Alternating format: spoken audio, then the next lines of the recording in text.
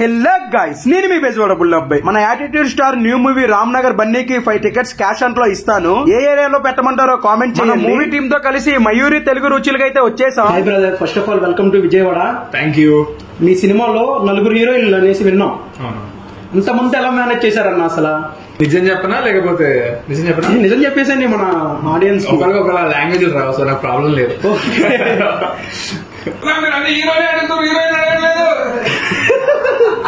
ఈ సినిమాలో మీకు బాగా ఇష్టమైన సాంగ్ మా ఆడియన్స్ కోసం ఒకసారి పాడి వినిపించరా?